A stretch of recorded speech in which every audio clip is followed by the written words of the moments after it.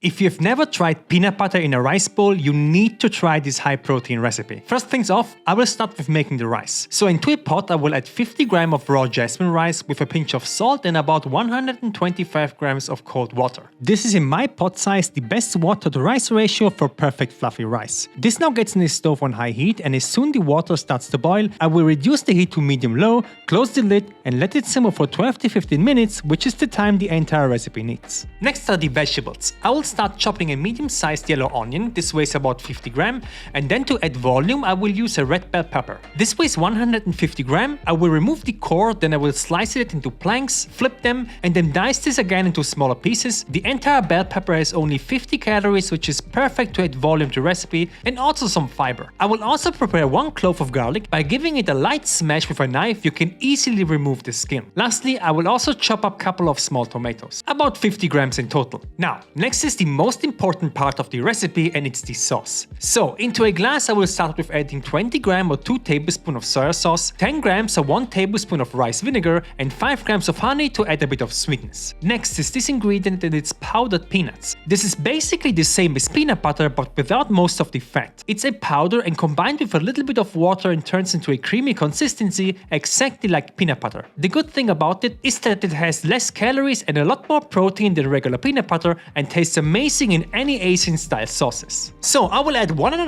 servings, which is 18 grams, into the glass. I will also add a couple of cranks of black pepper and then mix it with a spoon until it becomes a very thick and creamy consistency. This will taste incredible. So let's get cooking. Into a pan on medium heat I will add a touch of oil and then start with the onion and the bell pepper first. I will saute them for about 3 to 4 minutes under occasional stirring. Also I will add a pinch of salt. Salt will help extracting water out of the vegetable cells, which will result in a better browned vegetable. I will keep frying this until they soften and the onions turn translucent. Then I will push them to one side of the pan, add again a little bit of oil, and now get in with 150 grams of extra lean ground beef. This particular one has 5% fat and about half the calories of the regular ground beef. I will try to separate this with a spatula so as much meat as possible gets in contact with the pan for maximum browning. About 1 minute later I will add the tomato, and also I will add in my garlic with a garlic press. If you add the tomatoes from the beginning, they will release their water, which will prevent the meat from getting brown, so please wait for a couple of minutes until you add them. Now I will mix everything with a spatula and close the lid for about a minute or so the tomatoes can get soft and release their juice, which will create an amazing umami flavor. Now we'll get them with my peanut butter sauce and stir again just until everything is coated. This only needs 20 to 30 seconds, there is nothing in here that needs to be cooked. After 6 to 7 minutes in total, you should have a creamy meat mixture that already smells amazing. At this stage the rice should be ready as well.